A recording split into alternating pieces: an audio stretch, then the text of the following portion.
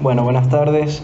Primero, agradecer a todo el equipo de Topología y Extensión, especialmente a Paula Hodgman por la invitación, a dar un comentario sobre este libro que a mí me pareció muy interesante y a la vez bastante útil y necesario. Me parece que el problema principal que intenta trabajar es uno con el que uno se va a topar indudablemente en la clínica psicoanalítica, que es la diversidad humana y las clasificaciones que tenemos a partir del término de categoría que nos permiten dar una orientación clínica a partir de ello. Sin embargo, esto frecuentemente deviene en abusos de autoridad y de poder, por lo cual es necesario establecer un diagnóstico serio que permita un tratamiento, ya que una lectura no es sin consecuencias, como dijo la que me presidió. Entonces, dependiendo del diagnóstico, que me parece que se establece bastante seriamente acá, abre posibilidades de tratamiento. Debido a la diversidad humana hay diferentes posiciones frente a la realidad y diferentes aperturas del mundo, con lo cual se puede llevar una exclusión y una segregación como se ve en la psicosis social.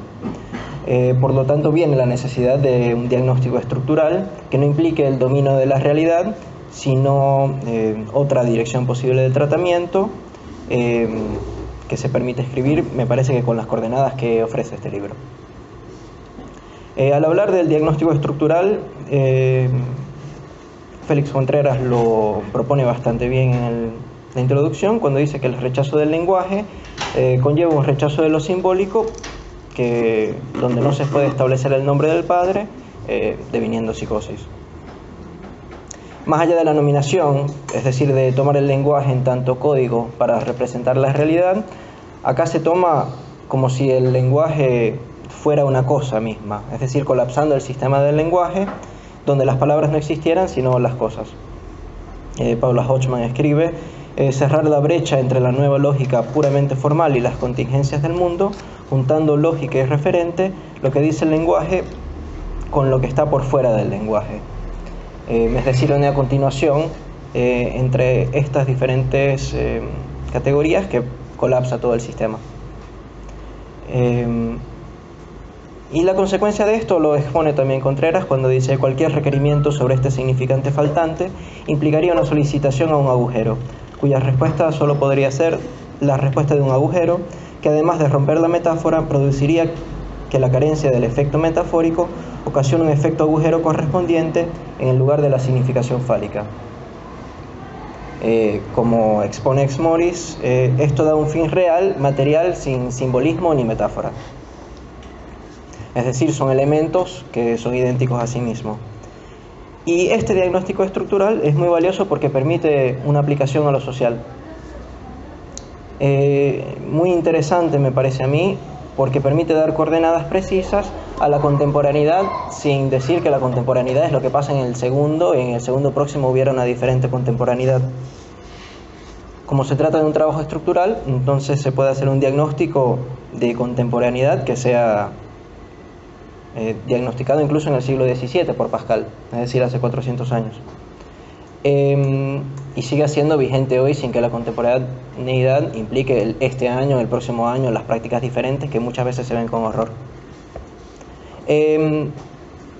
Este diagnóstico de la contemporaneidad se ve como un empuje, como una tendencia, como una corriente. Exmoris dice que hay un aumento estadístico de la psicosis, incluyendo el autismo, y escribe: la estructura que se promueve es un óptimo lugar para la instauración de la paranoia. Por su lado, Hodgman dice que el hecho moderno de la psicosis social justifica el piedrazo como respuesta al insulto, viendo lo material como la salida en vez del simbolismo ni la metáfora, la piedra en vez del insulto. Mientras que Prosperi dice que para esta modernidad, verdad significa la indudable certeza que se certifica a sí misma. De nuevo, los elementos idénticos a sí mismo, que normalmente se encuentran bajo la forma de la naturaleza, que es el nombre utilizado para hacer una imposición normalizadora. Por lo tanto, hay una complicidad entre naturaleza y ciencia, y por otro lado con la naturaleza humana, que rechaza la pregunta por la implicación, la intención, la responsabilidad. En este sentido pareciera no haber vacío. El horror vacui de la naturaleza aborrece el vacío, donde vemos a Aristóteles a Santo Tomás imponiendo a Aristóteles como apoyo de la revelación cristiana, como escribe Vapereau. Sin embargo, de lo que se trata es que el vacío esté suprimido en la psicosis, reapareciendo en tanto escritura como -1, que sería ilegible para la psicosis. En la clase del 14 de enero de 1975, Lacan trabaja esto diciendo que con el vacío siempre se cuenta. Por otro lado, lo que Lacan plantea es que la naturaleza no tiene horror al vacío, sino al enlace Borromeo. En tanto, el enlace Borromeo no se encuentra ni en la naturaleza ni en el cuerpo. Los nudos del lenguaje van en contra de la naturaleza, lo igual a sí mismo y el cosmos. Esto abre la posibilidad de un tratamiento. Este diagnóstico permite trabajar esto de otra manera, ya que se trabajarían entonces los objetos como letras, como escritura, incluyendo el vacío. En este sentido es importante la diferencia entre ciencia y matemática que propone Prosperi, donde habría un alejamiento de la psicosis social, permitiendo otra escritura que diera otra conclusión lógica también. Como escribe Prosperi, subvertir el sujeto de la modernidad es retomar el debate de las luces, con el fin de darle una resolución diferente. Efectivamente, en la clínica analítica se trataría de una resolución diferente a este debate de las luces. Esto se trata de una escritura de la nada, en tanto vacío, que permite leerlo, ya que implica elementos que no son idénticos a sí mismos. Sí, creo que se lo apagas un poco mejor.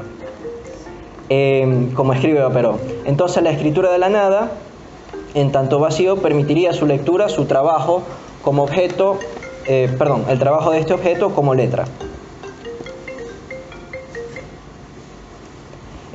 Para Hodgman, el psicoanálisis nace al dar valor de verdad al enunciado de un hecho que, entre comillas, no existe, como material observable, esa ficción que Freud llamó fantasía inconsciente. Por lo tanto, no se trataría de la observación de una realidad estable, sino de la legibilidad de la misma, con la verdad teniendo estructura de ficción. Lacan escribe que creer en el determinismo es creer en el fondo que todo tiene derecho a una interpretación. Como regla a aplicar en una praxis, un principio tal es evidentemente indispensable. Por lo tanto, el psicoanálisis propone tratar tanto el todo como interpretable como todo, y por lo tanto también el vacío. Es decir, el psicoanálisis propone el tratamiento del vacío como una letra para respuesta a la psicosis. En conclusión, pudiéramos decir que este libro es valioso en tanto ofrece un diagnóstico estructural con rechazo del lenguaje, tratando las palabras como cosas, material e identidad. Eso del lado de la psicosis. Esto tuviera una complicidad social donde lo idéntico a sí mismo sería la naturaleza, que tiene horror al vacío. El tratamiento posible sería la escritura del vacío, que implica elementos no idénticos, la legibilidad y el vacío como letra, para lograr otro desenlace a través de la lógica. Gracias.